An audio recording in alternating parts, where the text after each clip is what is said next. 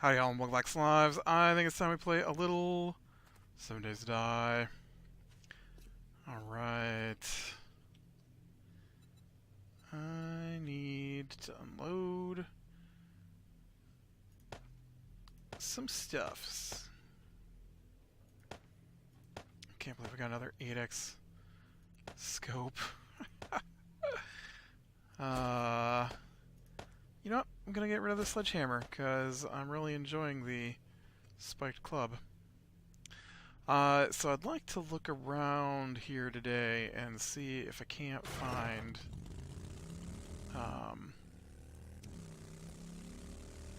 a bookstore. I think they drop a lot of mod schematics. Oh, well, we're not going to get very far. I forgot for a second how this thing works. Dang it.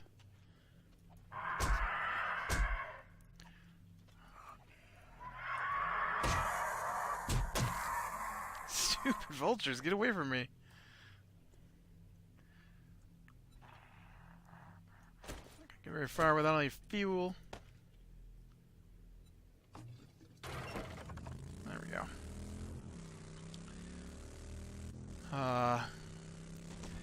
So I managed to get a little time today to watch a couple of movies. And, oh shoot, I gotta pay attention to those holes in the ground. And so I thought I would talk about those. Well, I guess I watched one of them yesterday. So there's gonna be some spoilers. But I'm gonna talk about Alita Battle Angel to start with. I liked it for the most part. It was pretty fun. Parts of it, and I'm not familiar with like the original anime or ooh, that's a big hole right there. Or the manga that it's based off of. So I can't say how well it matches up with that stuff. Part of the problem I had with it, though, I mean, it was good. It was good. I want to say it was good. The fight scenes were very cool. The acting was pretty good in it. But I did have some issues with the movie, which of course, you know, my favorite thing to do is complain, so I want to talk about the things I didn't like, not necessarily the things I liked. I guess the big thing that you would notice when looking at the movie, you know, there's nothing here but this shotgun Messiah.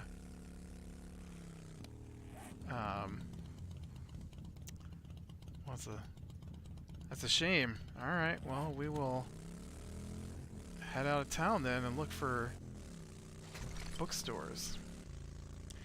So the big thing you notice when you first look at the movie is that, for whatever reason, and I know the reason they gave is they wanted to be true to the manga, they gave the main character a plastic face. I mean, that's not what they gave the main character according to them, but they CGI'd over the actress's face with giant eyes. Which I guess I could see, like, it was never explained why she has giant eyes. I don't think. I mean, maybe it was and I missed it, but I could see where she might have giant eyes because she's from Mars, right? And so there's less sunlight. You need better. I don't think you really need bigger eyes for that. But she did have bigger eyes because that's the way it's drawn in the manga. And the problem is that the only other character they show in the entire film with giant eyes is her mentor. And so that's why I assume she has giant eyes, because she's from Mars. The problem is that your eyes are pretty central to your emotional projection of your face. Like, yeah, you can smile, but your eyes are highly important to the emotions you're trying to convey. And so the main character just walked around looking like she was super surprised the entire film. Like, if you're going to CGI somebody's eyes, you need to put a little effort into making sure that those eyes convey emotion. And it's not like I haven't seen CGI eyes convey emotion before. I play a lot of video games. It's all CGI. And so you can't tell me that her facial expression can't change from and it was more than just her eyes. Like her cheeks didn't move. And there were places where it made her mouth look really funny, because I'm pretty sure it was the actress's actual mouth, but the CGI distorted it so her mouth looked really pointy. I've seen her in other things, and she doesn't really look like that, obviously. But yeah, the decision to go with giant eyes did not sit well for me. Just because I saw an article about how the actress is, brings Alita to life, and I'm like, not really, because 90%, 98% of her whole being on screen was CGI, and or at least it looked like it, and most of her face was animated, and not animated well. And so, oh, out of gas again. And so I didn't care for the giant eyes. I'm not saying they couldn't have worked. They definitely could have worked, but it needed to work with her face. And like their big thing with it is she cries, and so everybody wants to rub the tears away from her eyes to go, oh look, we've got CGI giant eyes. And I'm like, yeah, but she doesn't look sad or anything. She just looks like she has big plastic eyes slapped on the front of her face. I don't know what you were trying to do there. And so, I mean, I didn't really care for that. And then the big thing for me that I didn't like about the movie was Rollerball. I get that maybe it's a super important thing in the manga, but it didn't make any sense in the movie. And maybe that's the way it is in the manga too. And if it is, it's a poor choice.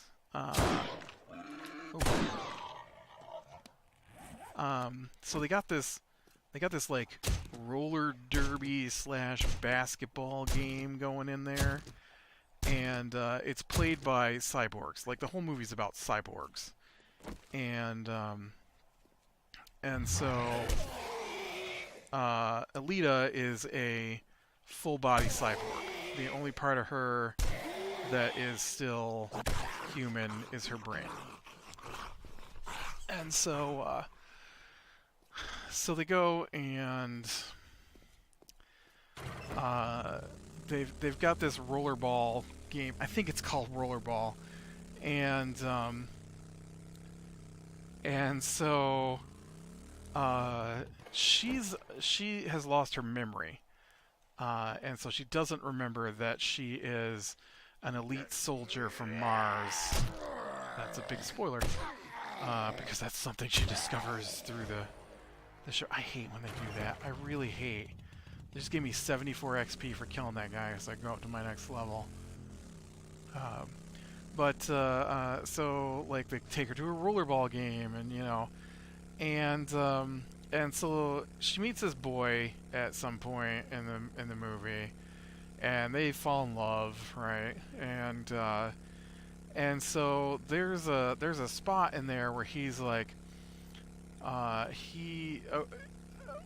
of the big parts of the movie is that there's a floating city called Zolomon, and so everybody born in Zolomon stays in Zolomon pretty much, and everybody born in the scrapyard city, Irontown I think they call it, everybody born in Irontown stays in Irontown, and you don't cross between the cities. It just almost never happens.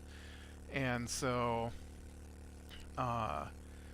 this kid, all his big dream in life is to make it to Zolomon. And so he's been working with one of the bad guys to try and get to Zolomon. And so he needs like 1,000,000 credits. And if he can get 1,000,000 credits, the guy said he would send him to Zolomon. And so this is the stupidest thing I think I've ever seen. I can't say that. It's not the stupidest thing I've ever seen, but it's a stupid thing in this movie. Alita has become a hunter killer. I don't remember what they call it exactly. She's a bounty hunter, and so she's like, I'll just go and take the most profitable jobs, and then that way I can quickly earn the money you need. And he's like, oh no, that's dangerous. I don't want you to put yourself in danger. I don't want you to do that for me. And she's like, well, and she yanks her heart out of her chest. You could sell my magic heart. It's not magic, it's just forgotten technology. Because Alita takes place in a post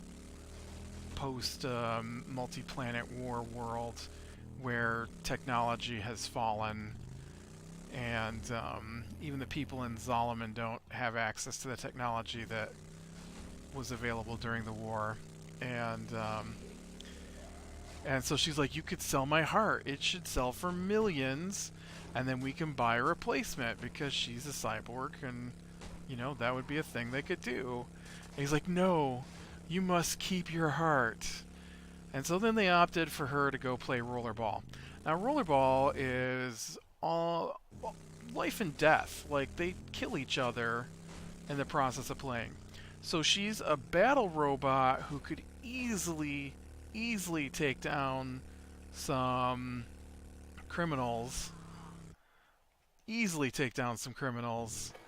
One-on-one for bounty. And they get paid a lot. Like, I think they got paid, like, they took down a couple of low-level thugs, and they got paid like 50,000 credits.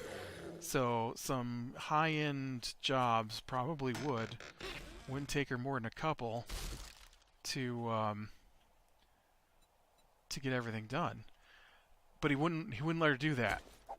But he did let her do rollerball to try and earn what he needed to get into Zolomon. And I'm like, are you kidding me? So one-on-one fights, too dangerous. Put her in a ring full of other cyborgs trying to kill each other.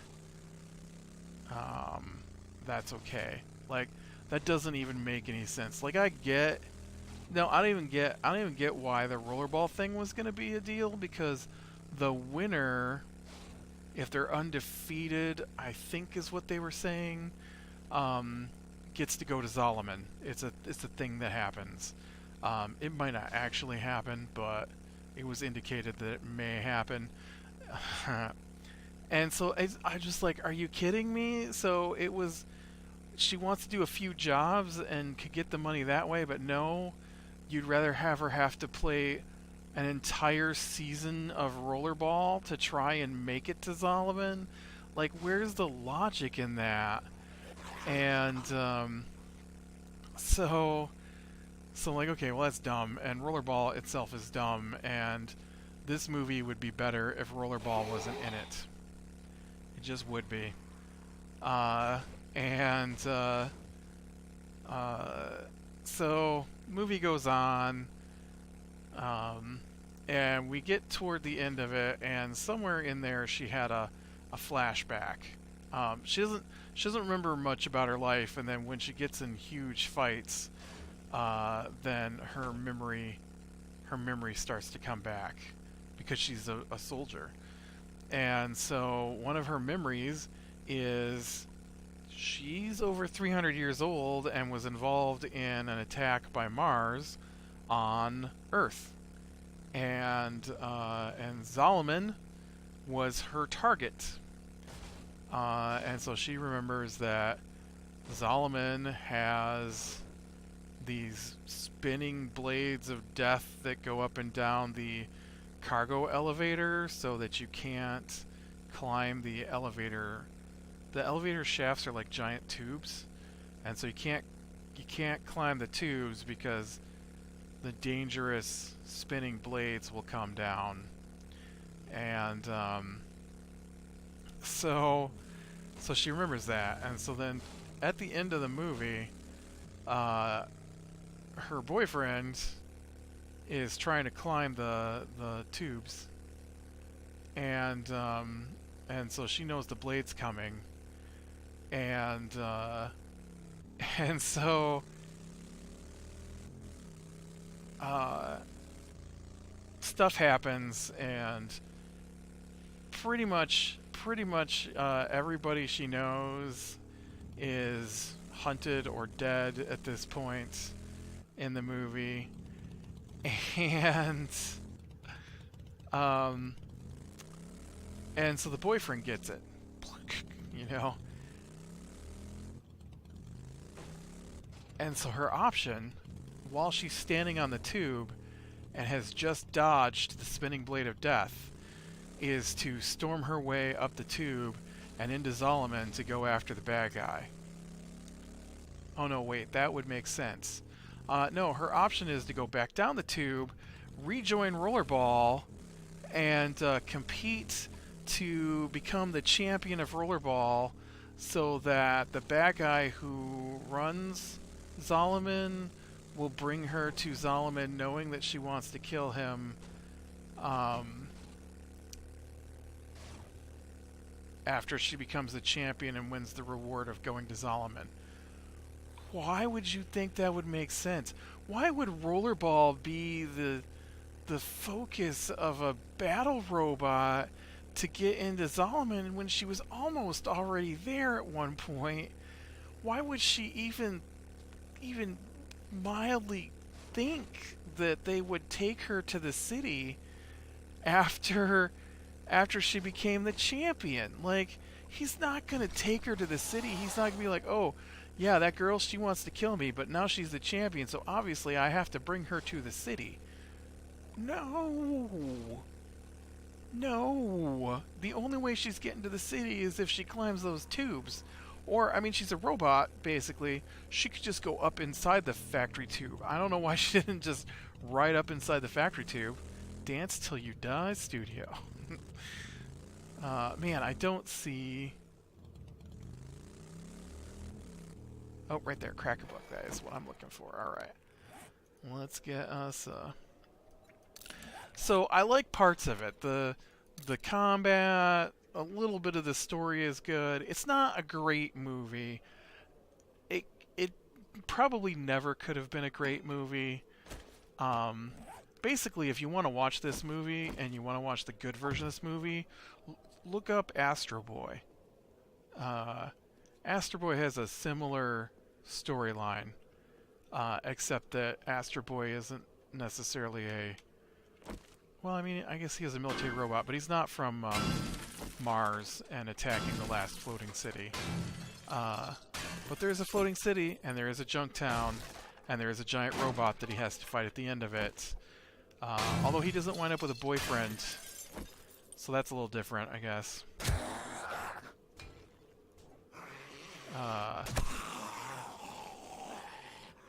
But yeah, it was like, I was like, are you kidding me? Just, that doesn't make any sense. Of course, then I got to who wrote it, and I'm like, oh, well, that explains everything. Like, I know it's based off of an anime slash manga, um, but this screenplay was written by James Cameron, and that dude, I know he's super rich and his movies make a lot of money, but I find his movies to be dumb and, yeah, just dumb. Not all of them, because I love Aliens, and I think he was involved with one of the Terminators. Although if it's Terminator 2, I'm not a big fan of Terminator 2 like I am Terminator 1. But I love Aliens. I think that's the one he did. I love Aliens, because I think the first one was Ridley Scott and the second one was James Cameron. Like, that's not quite what I was looking for. I mean, it's a schematic, but it's not super cool.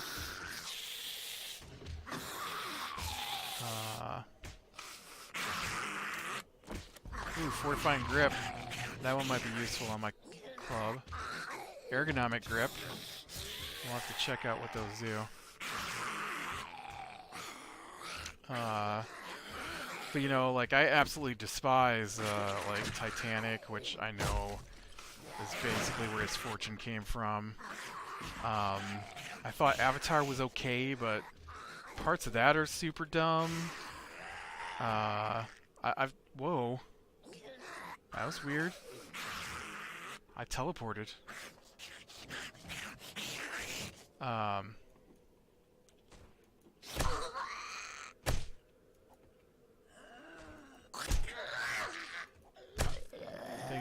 gotta get this feral before she gets free. She got free. Oh, well, I got her now.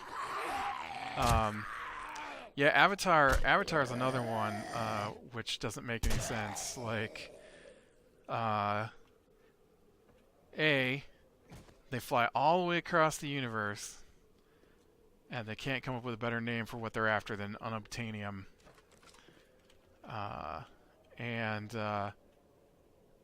B, okay, yeah, we're out of the bookstore. They fly all the way across the universe to go to another planet to mine, and they don't take mining equipment that can drill sideways. Like, do you not know how mines work? Like, we don't really do, like, if you have to dig deep, you don't do pit mines. I mean, like, we can drill sideways to get oil now, and they didn't take a sideways driller to get their unobtainium? So they gotta burn down a completely unrelated place? Like, that movie makes no sense.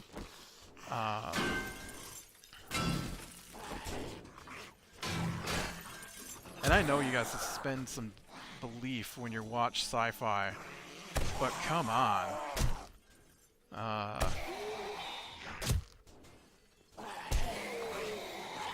And then somehow that movie makes billions of dollars, right?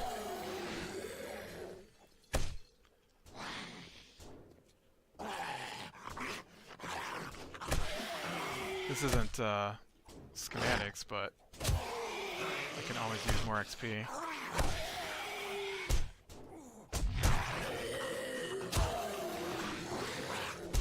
The other movie I wanted to talk about was Glass. Oh man, I finally got to see Glass.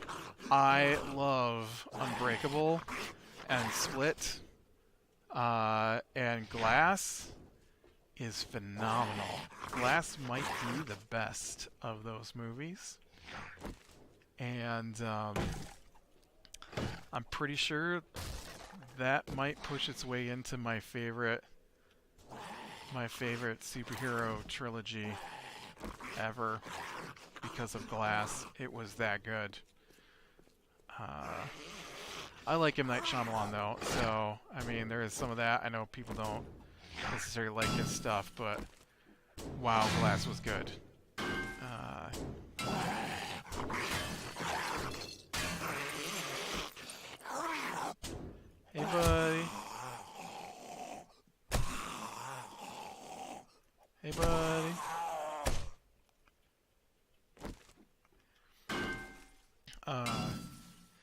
Yeah, it's a sequel to Unbreakable and Split. If you've never seen them, you should definitely watch them. Unbreakable is a movie about this dude um, who believes that comics are history, not not like not like Superman's a real thing, but he believes that comics are a continuation of the myths like Hercules and that there are people who have superpowers,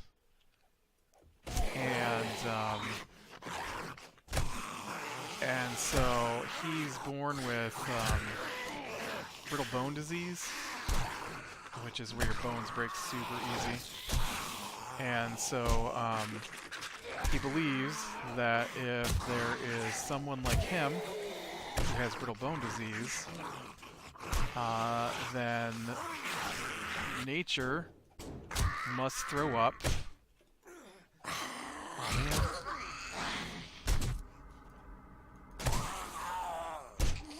Must throw up an opposite.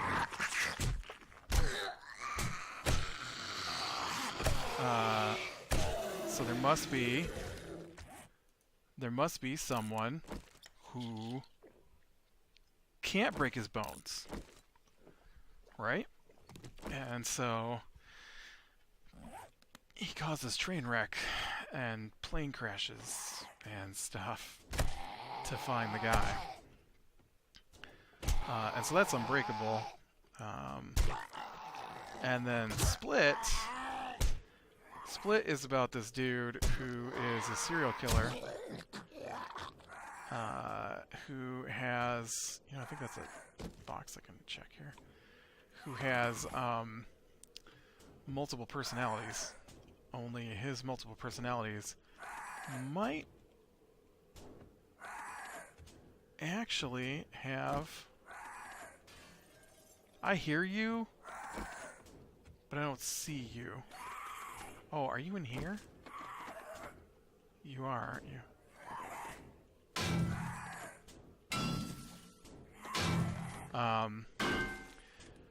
And so it's about the group of girls he's kidnapped that he's going to kill.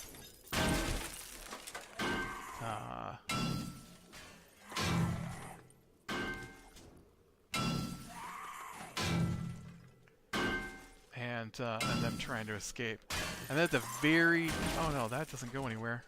I'm just hallucinating that goes someplace. And then at the very end of the movie is the Unbreakable character from the Unbreakable movie. Oh, this is just around from where I was at before. Wow.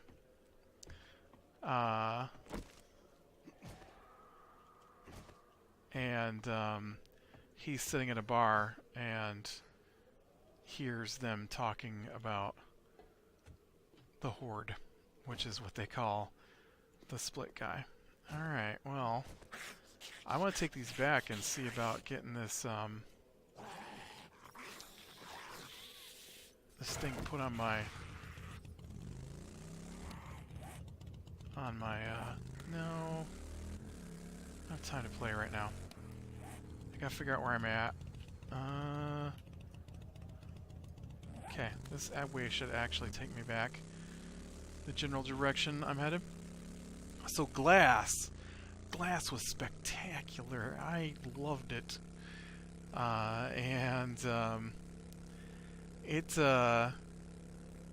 So Unbreakable, which they call the Overseer. The Overseer faces off against the Horde, and they get captured by the police and taken to a psychiatric hospital.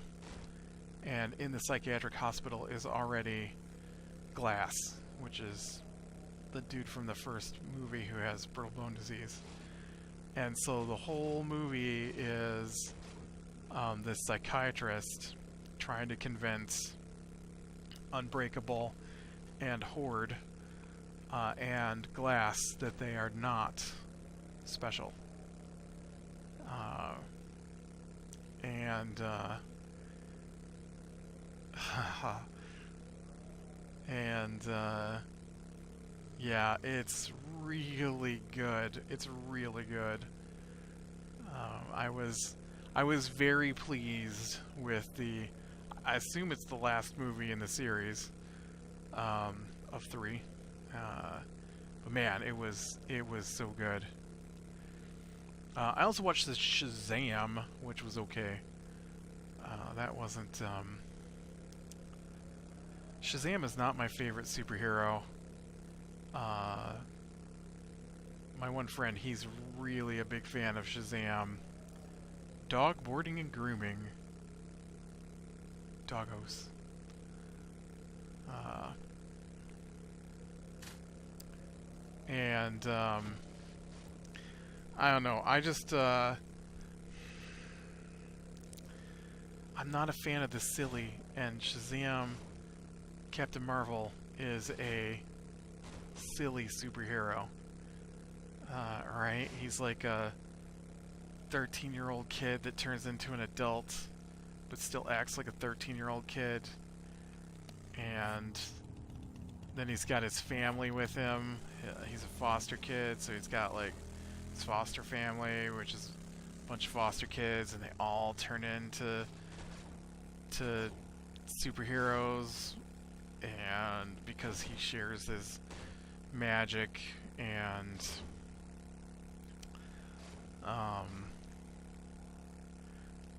I don't know, it's not my thing. I like my superheroes dark.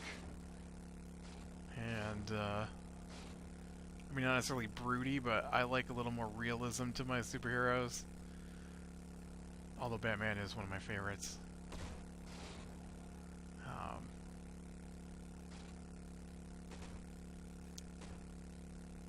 Yeah. It was okay though, I guess. It's just I wish it had Black Adam. I think it would have been a better movie if it had Black Adam, which is another character with the power. And instead they had one of the other bad guys from Shazam, who was okay. He was okay. I like the actor that played him. It's just like,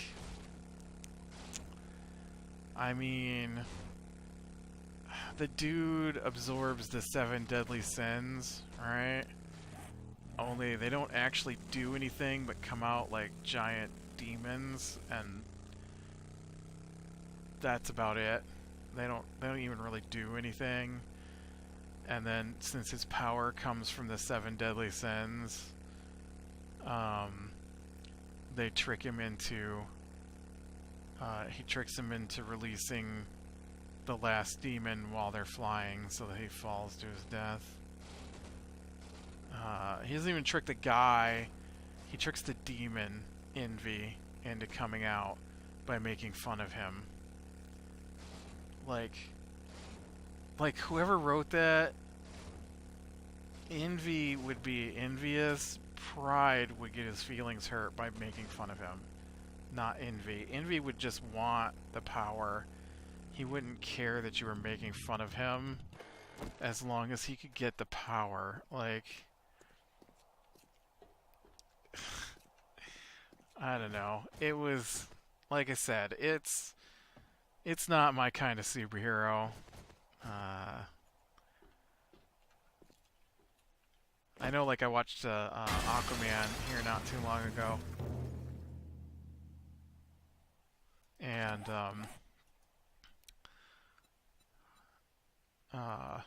what is this thing called? A land claim block, right? And, oh shoot, I forgot to grab all that stuff out of my bike.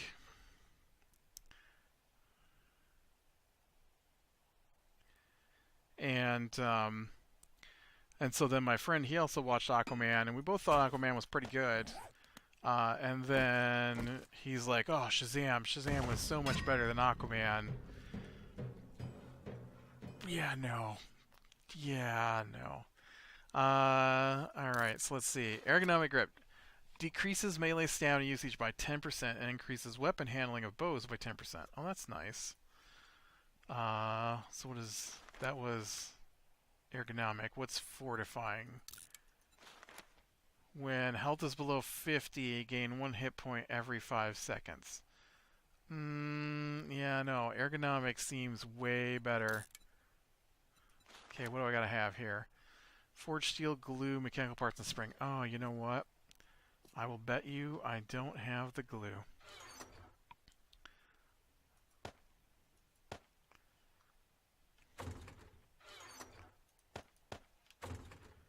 But I did bring back some bones. But yeah, so... I don't know. I know there's some others I want to check out here pretty quick. Hellboy, I'd like to see that one. Pet Cemetery. Looks like it might be good. Us. I'd really like to see Us. I haven't seen that yet.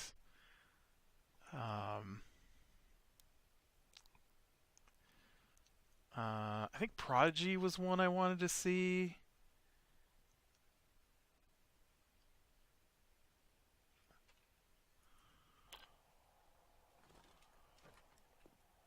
Those are all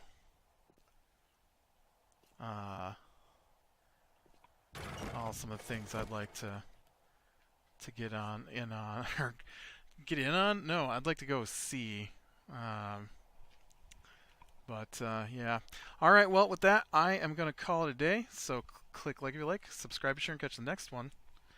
And I will talk to you later.